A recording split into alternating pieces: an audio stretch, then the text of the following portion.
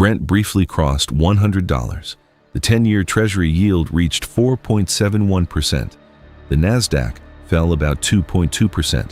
It looks like an oil shock hitting artificial intelligence, but that is not the direct mechanism. U.S. data centers are not mainly powered by oil, and oil alone did not cause the sell-off. The risk is that expensive energy can revive inflation fears, keep interest rates higher, and squeeze AI valuations just as big tech is spending at unprecedented scale. Here is the MarketMind view. AI demand is not broken. The rate environment is the threat. Higher energy prices can raise inflation expectations. That can reduce the Federal Reserve's room to ease, push Treasury yields higher, and increase the return investors demand from stocks.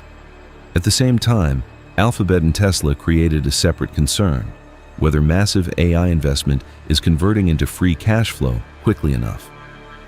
Put macro pressure on top of company-specific spending risk, and premium AI stocks face a valuation and cash flow squeeze.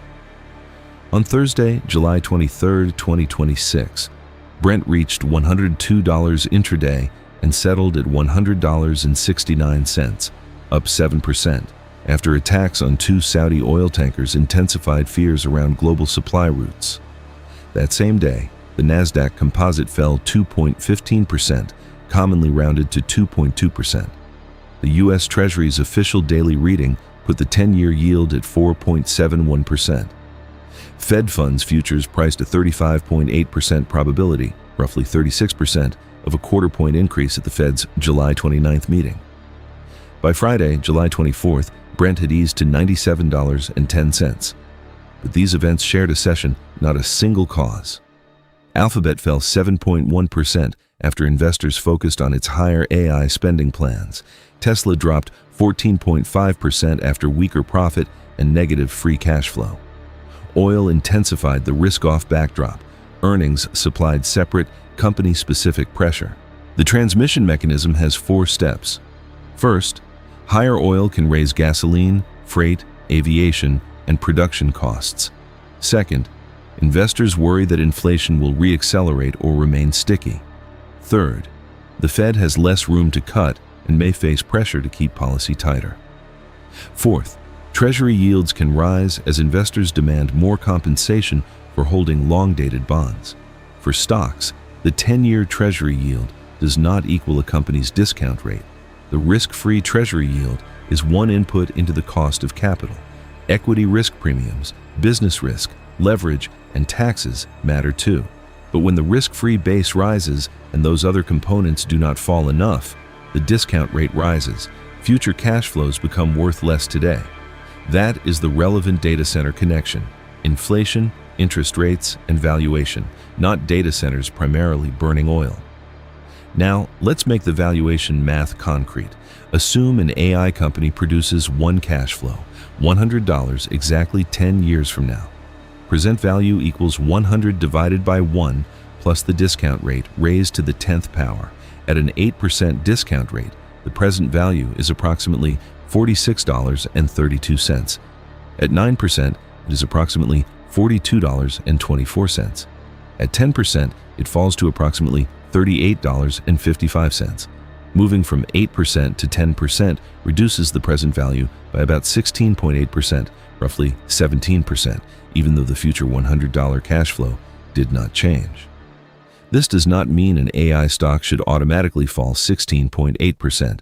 It is a sensitivity example showing how valuation can change even when the future cash flow does not. Real DCF models include many cash flows, growth assumptions, margins, and terminal value. And the 8%, 9%, and 10% rates here are illustrative company discount rates, not Treasury yields. The Treasury yield is only a starting input. The lesson is simple: an oil shock does not need to destroy AI demand. A higher required return can reduce valuation before revenue changes. Here is a simple valuation bridge. A stock trading at 35 times forward earnings has an earnings yield of about 2.9%. At 25 times earnings, the yield is 4%. At 20 times, it is 5%. Those figures are not directly comparable with a Treasury yield because stocks can grow and carry more risk. But with the 10-year Treasury near 4.7%, a stock trading at 35 times earnings needs substantial future growth to justify the additional risk. That is why premium valuations become more sensitive when bond yields rise. Alphabet raised its 2026 capital expenditure guidance to between $195 and $205 billion. In the second quarter, Alphabet generated $39.1 billion of operating cash flow, but $44.9 billion of capital spending pushed free cash flow to negative $5.9 billion. This is the cash conversion problem investors are now watching. Tesla was a second case, reporting negative $1.1 billion of free cash flow as capital spending rose to $5.8 billion. The counterargument is that strong AI earnings can offset the pressure.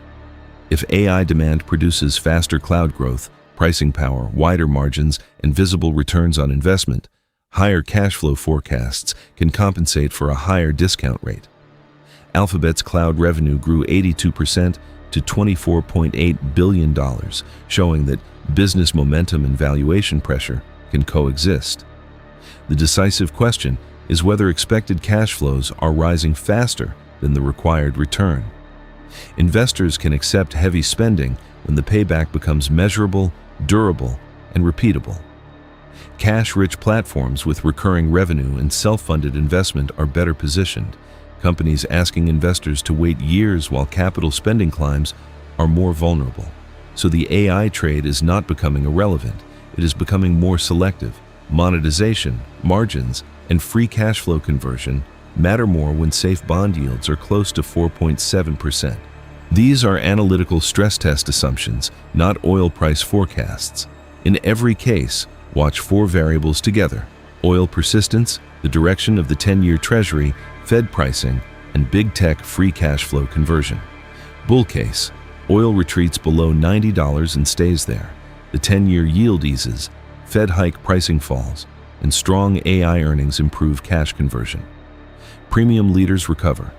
Base case: oil holds around $95 to $105. Yields and Fed pricing remain elevated, and big tech free cash flow improves only gradually.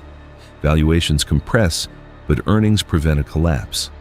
Bear case: oil remains above $110, inflation reaccelerates, the 10-year and Fed hike pricing rise further, and AI capital spending worsens free cash flow pressure. The result is a broader macro derating. MarketMind's final verdict: a $100 oil shock is not an AI demand killer. It is a valuation stress test, and the near-term risk remains tilted down for the most expensive AI stocks. Macro pressure and company-specific spending concerns arrive together, but they are not the same cause.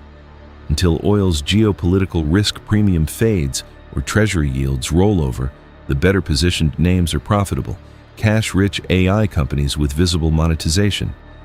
The weaker setup is a business priced mainly on distant promises while capital needs keep rising. The AI boom can continue. But the market is now charging more for time, execution, and uncertainty. Which matters most from here?